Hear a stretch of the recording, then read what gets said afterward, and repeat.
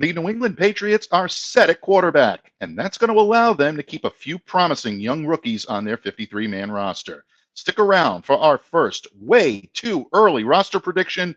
You're about to be locked in to the Locked On Patriots podcast. You are Locked On Patriots, your daily New England Patriots podcast. Part of the Locked On Podcast Network, your team every day.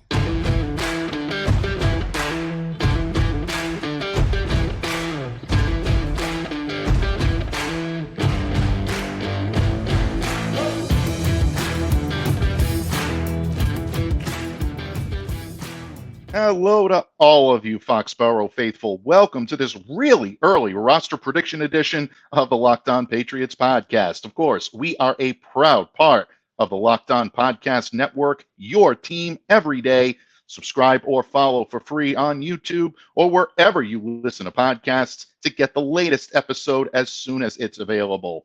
I am your host, Mike Boutte, and I cover your New England Patriots for Patriots Country of Sports Illustrated. So reach out to me and let me know what's on your mind on Twitter at MDABATENFL. And while you're out there showing some love to the Twitterverse, please be sure to follow the Locked On Patriots account as well at LO_Patriots. Today's episode is sponsored by BetterHelp. BetterHelp connects you with a licensed therapist who can take you on that journey of self-discovery from wherever you are. Visit BetterHelp.com/LockedOn today to get a 10% off your first month. Patriots fans, I am so glad to be back here with all of you today. A special shout out to all of you Locked On Everydayers out there. Those of you who make Locked On Patriots possible, my unending appreciation to you. I'm honored. I'm humbled by your support, and especially to you Everydayers. Folks, it's reached that time of year, especially for me, when allergies and sinus problems can lead to feeling a little under the weather. But all of you who take time out of your busy schedule to make Locked On Patriots a part of your daily Pats coverage, you are truly amazing. Thank you for your support as I continue to get back on track. And to do so, it felt like a great time to have a little fun. After all, it's almost time for rookie minicamp. The draft class and undrafted free agents are going to report to Foxborough for a weekend of preparation this coming weekend. OTAs set to start on May 22nd. The draft is in the books, and free agency is entering its slower period. So it's time for some roster predictions. It's early, but it's never too early, folks. So let's dive right in. And let's start with quarterbacks. And I know it's the most polarizing position on the roster, but I have the Patriots going with two here, Mac Jones and Bailey Zappi. As you can see, Trace McSorley, Malik Cunningham on the cutting room floor. Folks, I said it to open the show today, and I'm going to continue to say it. The Pats are set at quarterback.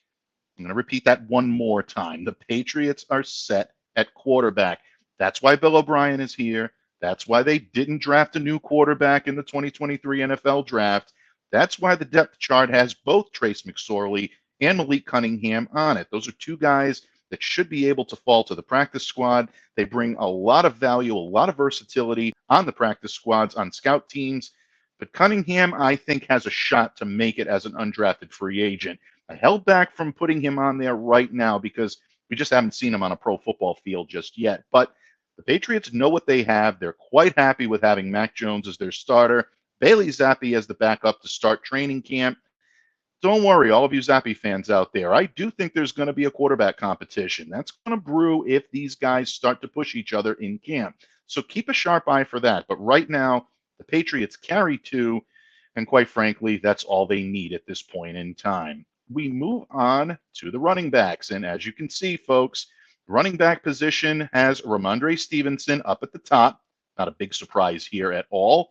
James Robinson, Ty Montgomery, and Pierre Strong, and Kevin Harris, J.J. Taylor on the cutting room floor. Now, this is going to surprise some of you, as I know Kevin Harris was pretty good in spot duty last season, but they brought in James Robinson to be their number two back. The Patriots didn't invest that kind of money and not put him on this roster. I've seen him left off some projections, and to each everyone his opinion. I'm not going to say I'm more right or I'm wrong or anything of that nature. I just don't see them cutting ties with James Robinson at this point. I think they brought him in for a reason. They like what they see.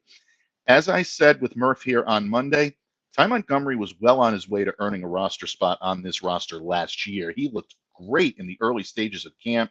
His special teams background, I think, gives him the upper hand over here. So, assuming he's healthy, I think he gets the nod over Kevin Harris. And not to mention, I think Kevin has the ability to find his way to the practice squad a bit easier, and I expect that to happen. So, Patriots going with 4 running backs, really going with a stronger veteran presence this year than last year, and I think the Pats are going to be better for it. But what are your thoughts? Let me know. Maybe I'm a little bit higher on Montgomery than some of you are. You think I was unfair with Harris? Always love to hear your feedback.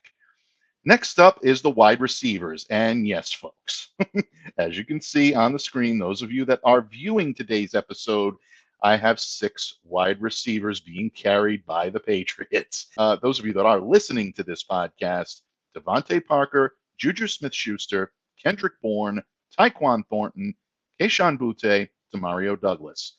Unfortunately, Trey Nixon on the cutting room floor and Lynn Bowden Jr. already cut by the team on Wednesday. I'll explain why I have the Patriots carrying 6. Here's where things get, I know, interesting for the fan base. Let me start off by saying I don't think the Patriots are going to agree with me here. I don't think they'll carry 6 wide receivers. But again, my opinion, I don't believe that they should, or I really don't believe they even want to leave either Kayshon Boutte or Demario Douglas exposed to other teams at the end of camp. Douglas especially. Once teams start seeing his shiftiness, his ability to gain yards after the catch in the slot, I think that the Patriots are going to be very overprotective of this kid, and they should be. He has the opportunity to open some eyes that not a lot of people are giving him credit for. You are seeing some certain circles in the Patriots beat and some in the fans. You guys really, a lot of you fans out there are really very astute when it comes to players that fit well in this system. And a lot of people are high on Demario Douglas, and that's why I have him making this roster right out of the gate. I may be looking at this more as a fan than an analyst here, but I think the Patriots have to consider carrying 6 wideouts just to make sure they secure the 2 rookies, especially Boutte, folks. I know I went on a little bit about Douglas, but Boutte, I think, has the opportunity to be that next level talent. I have a good feeling about him. He's already signed. I think he's locked in, and if he is, it's going to mean great things for the New England Patriots and their pass catching in 2023. We move on to the tight end position, and I have the Patriots carrying 3 here. And once again, some of you may not agree. I've seen a lot of roster predictions that say that the Patriots will only carry 2 in Hunter Henry and Mike Gesicki. But while the Patriots lack the presence of a true inline blocker on this depth chart, someone as fond of 12 personnel as Bill O'Brien is cannot take the chance of being down to just 1 tight end on game day. You have to have some sort of backup plan. You have to be able to run 12 personnel with 2 tight ends. And in that vein, if the Patriots are not going to add another tight end here at some point, a veteran body maybe during training camp, I think they carry 3. And I give the nod to Washington. I think the Patriots are intrigued by Scotty. He definitely showed some ability, some flashes of his athleticism, pass catching ability. Those were factors in my putting Scotty Washington on this roster. I think the Patriots are going to see Hunter Henry as their traditional Y, maybe use Scotty as a pass catcher to help spell Mike Gesicki. Again, this could change if the Patriots add someone in the middle of camp or prior to camp to come in and be that inline blocker. But for right now, I think Scotty Washington's upside gives him the nod over Johnny Lumpkin and Matt Sokol. So Patriots offense looking maybe a little similar to last year, somewhat different. Maybe some of these are controversial. Again, I would love to hear your thoughts. Please drop them in the comments below. But it would not be an offensive preview if we didn't talk a little offensive line. And as I said to open the show, folks, the reason why the Patriots will be a better team this season is because of that offensive line. This, I think, is the most improved unit, and it's the most crucial unit to the Patriots' success. I have the Pats carrying 9 linemen. Trent Brown and Riley Rafe, I think, are going to be your tackles. Cole Strange, Mike Owenu going to be your guards. David Andrews, the man in the middle. And a lot of rookies here, folks. Antonio Mafi, Jake Andrews, Sidy Sow, all making this team, and Calvin Anderson, the veteran, getting the nod as a swing tackle. Now, as you can see, Connor McDermott, Jason Hines, Andrew Stuber, James Ferentz, Cody Rusey, Yannick Adjust, Bill Murray, all on the cutting room floor. some of these were tough cuts for me. I'll be very honest with you. And Rafe and Anderson were both targeted by the Patriots in free agency. They're pretty safe bets to make this squad, so it's hard to put them on the cutting room floor. All three rookies, some pretty important draft capital invested there. I think Sidy Sow can play tackle or guard. Mapu can play either guard position. The wild card here is Jake Andrews, and some may have suggested that Jake could be an injured reserve stash. I think those who have suggested that are onto something here, but I'm not quite ready to go to that level. I want to see how these guys participate in OTA and in minicamp. I'm not ready to project any Foxborough flu carriers right now, folks. To be honest, I'm feeling under the weather enough as it is, so I don't need to think about any type of more maladies that these guys are going to have. But if the Patriots do stash Jake the rookie, I would say his spot would go to Connor McDermott. He's the guy that was the toughest cut for me. And I think the Patriots really like Connor. I think it's just a numbers game at this point. But bottom line, as I said, this is the most important unit on the Patriots roster right now. The coaching of the line last year was just unacceptable. Matt Patricia was spread far too thin, in over his head, and too much was placed on the shoulders of Billy Yates. I think that's going to change this year. Adrian Clem is going to change the culture in that offensive line room. And the infusion of some young, versatile talent was a very good move by the Patriots. Got a couple of savvy veterans in there as well. This could be the reason why the Patriots take a big step forward offensively. But, folks, we are only a third of the way through the roster because defense and special teams still remain. In just a moment, I will examine the defense and let you know my pre-OTA minicamp thoughts on who may make the main squad when this episode of the Locked On Patriots podcast continues. But first, today's podcast is sponsored by BetterHelp. Folks, we all live in complex times, and whether it be emotional stress, financial stress, health-related stress, or social stress, trying therapy can help you unload that and move forward in gaining emotional healing. It's so easy to get caught up in what everyone else needs from you and never take a moment to think about what you need for yourself. But when we spend all of our time giving, it can leave us feeling stretched thin and burnt out. Therapy can give you the tools you need to find more balance in your life so you can keep supporting others without leaving yourself behind. If you're thinking of starting therapy, give BetterHelp a try. It's entirely online. It's designed to be convenient, flexible, and suited to your schedule. Just fill out a brief questionnaire to get matched with a licensed therapist and switch therapists at any time for no additional charge. Find more balance with BetterHelp. Visit betterhelp.com/lockedon today to get 10% off your first month. That's BetterHelp, HELP.com/lockedon. Patriots fans, we always enjoy traveling through time here on Locked On Patriots. And tomorrow and again on Friday, we have one of our most exciting trips in the Belichickian time machine yet. Not one, but two former Patriots are set to join me here on the pod on each of their own respective days. Trust me, folks, you are not going to want to miss this. Super Bowl rings, All-Pro awards, just some of the accolades enjoyed by my guests to close the week in style. So be sure to stay locked in, all of you everydayers out there. And speaking of you everydayers, you know that I have been openly gushing over the drafting of Christian Gonzalez. I think this takes an already good defense to the next level. But the Patriots are deep at a lot of positions. So as we take this way too early look at the roster, let's have a look at the defense. And we'll start with the interior of the defensive line. Patriots have 6 members of this interior here, according to my predictions. Christian Barmore, Devon Godchow, Lawrence Guy, Daniel Laquale, Dietrich Wise, Keon White. On the cutting room floor, Carl Davis, Jeremiah Farms, and Sam Roberts. Folks, even though the Patriots front seven failed to live up to its expectations in 2022, the unit did improve, especially when it came to defending the run. Godchow and Guy, I think, are going to continue to align as the team's interior options. I know Murph and I questioned a little bit on Monday whether Lawrence was going to be in this group to start the season, but it's starting to come around on me a little bit that I think they'll keep him around. Barmore's going to take the snaps on the 4-3 sets. I can even see him coming in and being that type of interior presence. I think he's set to make a huge jump this year, and I think you're going to see Barmore emerge into what we all thought he was going to be as a rookie, one of the best defensive linemen in the league.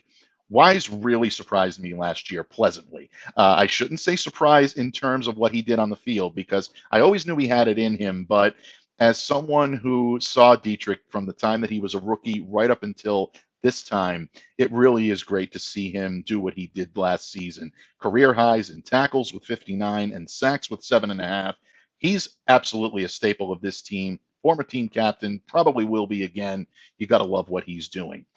Carl Davis and Daniel Ekuale provided solid depth in defending the run, even in the pass rush as well. So that led the Patriots to re-sign both of them in the offseason. But Ekuale's versatility, I think, gives him the nod over Carl. And I love Carl Davis. It would really hurt me to see him cut. But at the same time, you have to play the numbers here. And this is a way too early projection as well. I do want to point that out, folks. As for White, he's a second rounder. He's not going anywhere. Look for him to be a solid presence in run packages early. As he gains more experience in the system, I think he's going to factor into the edge rush as well. So the interior is actually looking pretty good, despite my squeamishness earlier this week that this might be one of the more questionable areas of the Patriots defense. But we move on now, and we move on to the edge and the linebackers. We've got these combined into one because sometimes they do come from the linebackers, but guys in this list could also play some defensive line as well. I want to point that out. Matthew Judon, once again, supplying the athleticism, the aggression to the Patriots pass rush in 2022. He was the only Pro Bowl selection on this team last year, 15.5 sacks. And then you take a look at the emergence of Josh Boutte, 11.5 as a potent weapon in their pass rush. Then you go to the pure linebackers, Juwan Bentley, once again poised to be very, very effective at this position. Jelani Tavai, another versatile weapon that the Patriots have in the middle part of this defense. I don't look for him to go anywhere. He's entrenched here. Mack Wilson flashed some signs of sideline to sideline athleticism last year. I think that's why the Patriots decided to bring him back and re-sign him. But his inability to truly assimilate into the Pats defensive system saw him relegated to mostly special teams coverage duty last season. And here's where I think Marte Mapu comes into play and why I think he's going to be such an effective member of this roster if healthy and capable of going right out of the gate. He really closely resembles what Mack Wilson does. He's a passing game defender, spies the quarterback, he'll play in space. Raekwon McMillan is more of a downhill linebacker, and I think the Patriots want that type of guy on their depth chart to help spell any problems they may have. So I look for him to stick around. And because Mapu, I think, is so dynamic in the way he plays, and I think he will be a pure linebacker in this system, put Mack Wilson on the cutting room floor. Another difficult cut, as you can see on the edge and on the ends, is Ronnie Perkins. Tons of promise on this kid. I was so high on him when the Patriots drafted him a couple of years ago, but he just hasn't been able to see the field. And I think the Patriots would run to sign him to the practice squad, taking a chance by cutting him because another team may want to pick him up and take a flyer on him. But ultimately, with the talent that the Patriots have in the room and the draft capital they've invested, you got to think that they're going to want to go with Mapu over here to vie guys, that will be able to play consistently in this system. So what do you think of the Patriots front seven? Have I nailed it? Have I not? Again, love hearing your feedback. Would love to hear what you have to say. Those of you on YouTube, drop a comment in the comments section below. And those of you listening, definitely be sure to reach out to me at LO_Patriots or at MDABATE NFL on Twitter. Folks, we move to the cornerback position. And once again, Christian Gonzalez. I just think that this is probably one of the better picks that the Patriots have made in the last few years. The secondary had a lot of injuries, a lot of question marks last year, but assuming good health, Christian Gonzalez is the heir apparent as the Pats' top lockdown corner, and he will be that. Jonathan Jones will be at the other perimeter, I think, at least to start the season. John tied for the team lead in interceptions last year, alongside the recently retired Devin McCourty, had 4 of those. Jack Jones showed a lot of talent. I think he's going to be their next ball hawk. This kid will get more playing time as well. Marcus Jones showed enough prowess as a rookie to indicate a bright future. I think he's going to be your option at the slot, your primary option at the slot. Notice Miles Bryant is still there. And I know the fan base has its love-hate relationship with Miles, but folks, when you look at the versatility that he brings to the table, his ability to align on the outside, mostly in the slot as a corner, but also at safety, that type of versatility is not something you can just manufacture. Patriots love Miles for that reason. He is a solid player. He has had some loud difficulties, and by loud, meaning plays that just are so overt that you can't miss them, and you question yourself sometimes. But what he brings to the table is 9 times more positive out of 10 than it is negative. So Patriots continue to go with that here, and I think they continue to go with Miles and ride with him at the cornerback position. They like Amir's speed a lot in terms of potential, so please keep a sharp eye on him in camp, folks.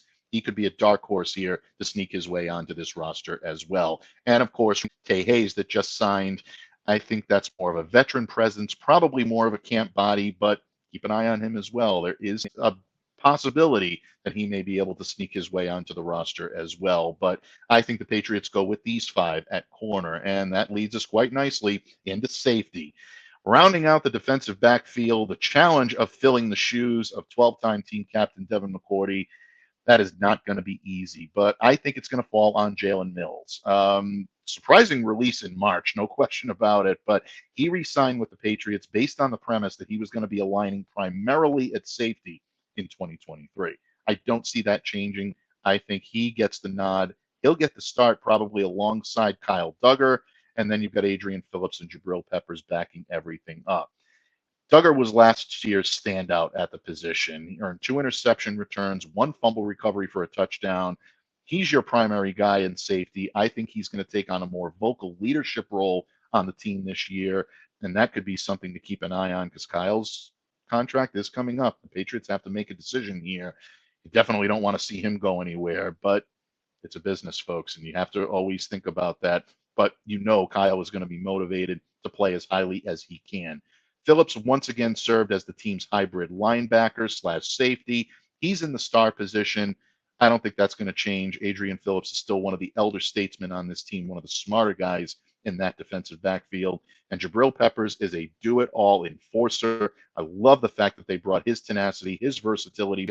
These guys are definitely ready to thump in that backfield. And in spite of the occasional sputter that they may have from time to time, that safeties were one of the strongest positional groups in 2022. That's going to continue into 2023. Patriots fans, no look at the roster would be complete without a dive into game's third phase. And the Patriots are invested in special teams, and they will roster players whose primary contributions come from that unit. They've done it before. They'll do it again. In just a moment, we're going to close the show by taking a look at who might be out and who might be in when this episode of the Locked On Patriots podcast continues. Patriots fans, thank you once again for being a part of the Locked On Patriots support verse.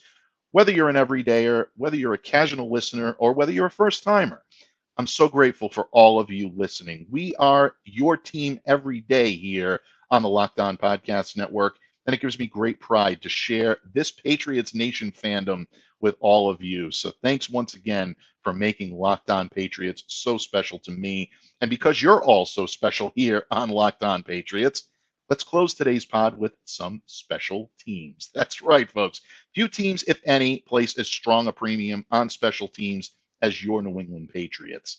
I got news for you. That is not going to change in 2023. The Patriots are still going to continue to prioritize the game's third phase. And as you can see, I've done so as well here, predicting that the Patriots are going to roster 7 primary special teamers in 2023. Chad Ryland, Bryce Behringer, Joe Cardona, Matthew Slater, Brendan Schooler, Cody Davis, and Chris Board. Now, folks, there's a lot of people that I know are probably looking at this list and saying, I'm still not ready to cut Nick Folk. Corliss Waitman may get his shot. Raleigh Webb might be a guy that is too valuable to just throw on the cutting room floor. And I know a lot of you are very high on Isaiah Bolden. I'm going to get back to Bolden in just one second. But Folk was the tough cut here.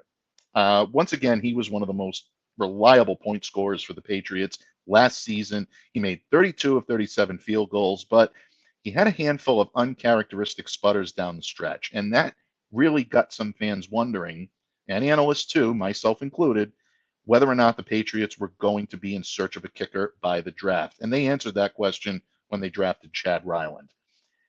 Only the intentional contrarian is going to dispute whether or not Ryland's ability to be an effective kicker is in question.